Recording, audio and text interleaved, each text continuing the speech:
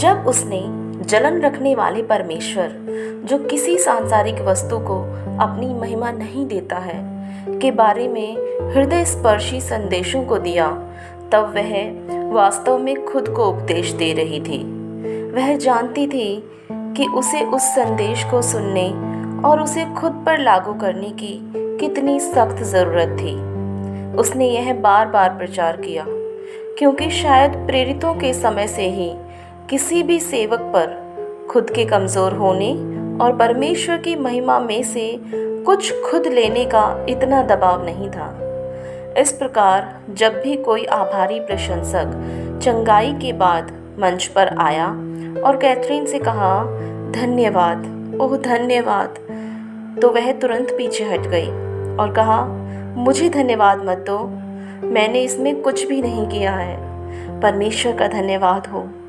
हालांकि इतना कहने के बावजूद लोगों ने उसे धन्यवाद दिया। फाउंडेशन में हज़ारों डॉलर आए। यह धन उन धनी लोगों से आया जिन्होंने अपनी वसीयत में से कुछ उसके नाम की थी। उन गरीब लोगों से आया जिन्होंने भेंट में पैसे और सिक्के डाले थे।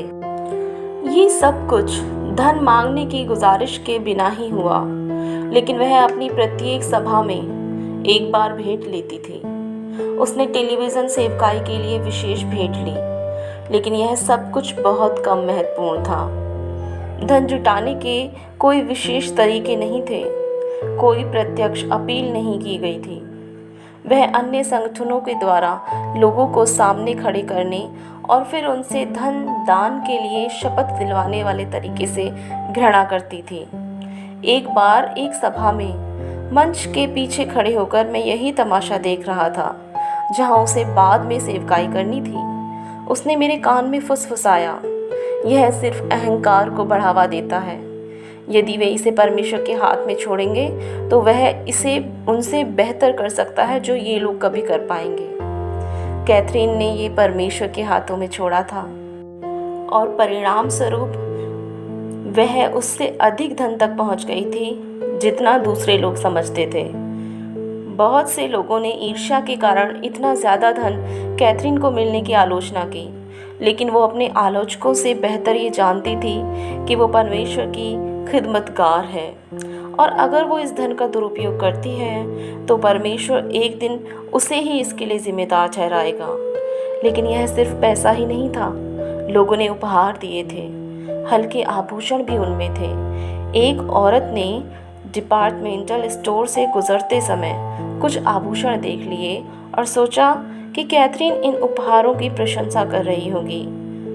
उसने पत्र व्यवहार के द्वारा ऐसी हजारों चीज़ें प्राप्त की थीं या बहुत सी सभाओं में उसे सौंप दी गई थीं। ये सभी छोटे उपहार कार्यालय की एक मेज़ पर रख दिए जाते थे और स्टाफ के लोग उन्हें उठा लेते थे। कभी कभी कैथरीन उन्हें सेवकाई में ही अपने दोस्तों में बांट देती थी।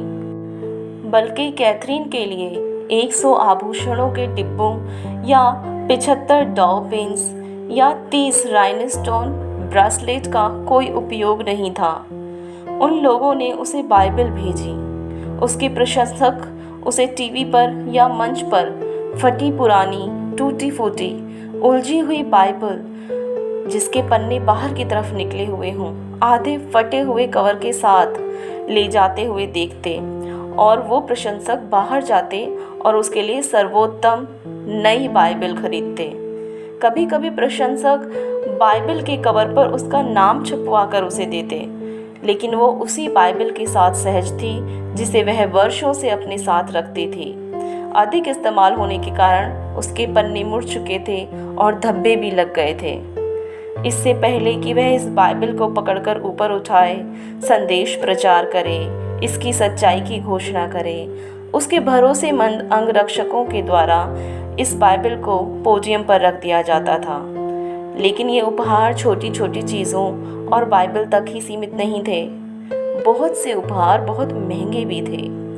यूरोप की दुर्लभ पेंटिंग और प्राचीन वस्तुएं, इटली और दक्षिण अमेरिका से मूर्ति कला, पर्सिया और ओरिएंट से गलीचे, दुनिया भर से हीरे और कीमती जवाहरात, यहाँ तक कि प्रसिद्ध फैशन डिज़ाइनर के घर से फर और फैशन के महंगे कपड़े भी आते थे। इज़राइल से अवशेष आए। फॉक्स चैपल में उसका घर संग्रहालय बन गया था, जो सैकड़ों हजारों डॉलर की वस्तुओं से भरा गया था। उसमें इतना ज़्यादा कुछ आया कि उसे अपने घर के तहखाने में कीमती सामान को रखने के लिए एक तिजोरी बनवानी पड़ी। इस सब के कारण एक अनोखी समस्या सामने आई। कैथरीन को बढ़िया महंगी चीज़ें पसंद थीं, लेकिन साथ साथ वह मोलभाव करने की तलाश में भी रहती थी।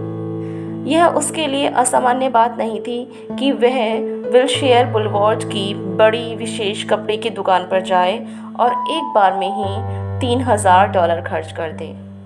उसकी जीवन शैली के लिए एक व्यापक अलमारी की ज़रूरत थी।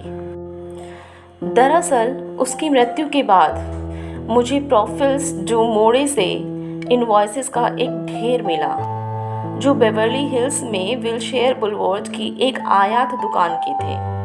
ये बिल दर्जनों से अधिक शिफॉन ड्रेसेस के थे, जो नारंगी से लेकर पीले, नीले, मिंट हरे रंग के थे।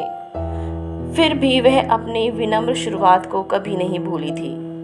पुरानी चीज़ों को खरीदना उसके शौकों में से एक था।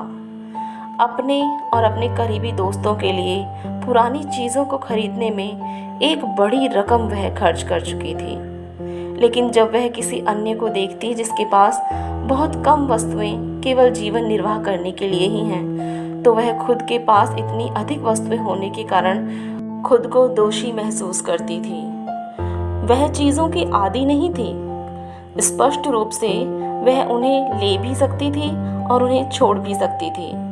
वह अपने जूते उतार कर कार्यालय के फर्श पर बैठने में उतनी ही सहज थी जितनी एक महंगे सोफे पर बैठकर। जहाँ तक मैं बता सकता हूँ, वह संपत्ति के नियंत्रण से ऊपर उठ चुकी थी। भौतिक वस्तुओं से नियंत्रित होने की बजाय वह उन्हें खुद नियंत्रित करती थी। वह उन्हें लाभ और मूल्य की वस्तुएं समझने की बजाय उपयोग की वस्तुएं समझती थी। फिर भी वह इतनी बुद्धिमान थी कि उसे यह एहसास था कि बहुत से लोग इस विशेष आध्यात्मिक स्तर को नहीं समझते हैं, और इसीलिए उसका लगातार इन समस्याओं से सामना होता रहा कि इन महंगी चीज़ों का उसके जीवन में क्या किया जाए। कुछ चीज़ें पिट्सबर्ग में फाउंडेशन कार्यालय में चली गईं, लेकिन ज़्यादा नहीं, क्योंकि वो जानती थी कि सभी चीज़ों का दिखाना खतरनाक हो सकता है, विशेषकर उपहारों का। उदाहरण के लिए, जब उसे 2 मिंग राजवंश के फूलदान मिले, तो उसने सबसे पहले उन्हें अपने निजी कार्यालय की एक छोटी सी कोठरी में छिपा दिया और बाद में उन्हें अपने घर ले गई, जहाँ केवल उसके कुछ भरोसेमंद मित्र ही जा सकते थे। कैलिफोर्निया में प्लस न्यूपोर्ट बीच पर उसके भव्य अपार्टमेंट को सजाने के लिए अन्य चीज़ों का ही उपयोग किया गया। फिर भी अकेले में कभी कभी वह यह सोचती थी कि क्या वह इन सभी चीज़ों को अपने पास रखकर अपना प्रतिफल अभी प्राप्त कर रही है। इसका उत्तर अब केवल वो ही जानती है। यही बात तारीफ और प्रशंसा के मामले में भी सच थी। कोई व्यक्ति परमेश्वर को दी जाने वाली महिमा के साथ इस तरह संतुलन कैसे बना सकता है? फिर जो लोग समझते नहीं थे, उनके प्रति वो आक्रामक भी नहीं हुए। किसी समय पर उसने निजी तौर पर कहा था, अपनी कमजोरी में मैं बस आगे बढ़ जाती हूँ और स्तुति और धन्यवाद ग्रहण कर लेती हूँ। कभी कभी मैं इतनी थक जाती हूँ कि यदि मैं उसमें से थोड़ी सी प्रशंसा खुद स्वीकार नहीं करूँ तो मैं टूटने लगूँ, और ऐसा लगता है जैसे परमेश्वर मुझे ऐसा करने की अनुमति देता है, बस मुझे इस सेवकाई में चालू रखने के लिए। लेकिन दिन के अंत में जब मैं अपने शयन कक्ष में बिल्कुल अकेली होती हूँ, तब मैं अपने हाथ सर की ओर उठाती हूँ और कहती हूँ, प्रिय यीशु, आप जानते हैं जो उन्होंने आज मेरे बारे में कहा है, लेकिन अब मैं वो सारी महिमा वापस आपको देती हूँ। मैं कुछ नहीं हूँ और इसे मुझसे बेहतर और कोई दूसरा नहीं जानता है। मेरे अंदर कोई सामर्थ्य नहीं है, मेरे अंदर कोई चंगाई करने का गुण नहीं है, मुझ में कुछ भी आकर्षक नहीं है, लेकिन प्रिय यीशु, आप ही सब कुछ हैं। और आज लोगों ने हमें आपस में मिला दिया है। मुझ में उन्हें सही करने की ताकत नहीं है, लेकिन मुझे पता है कि आप इस बात को समझते हैं और अब मैं वो सब तुझे देती हूँ जो उन्होंने मुझे दिया है। लेकिन एक चीज़ मैं मांगती हूँ, अपनी पवित्र आत्मा को मुझसे अलग ना कर, क्योंकि उसके बिना मैं निश्चय मर जाऊंगी।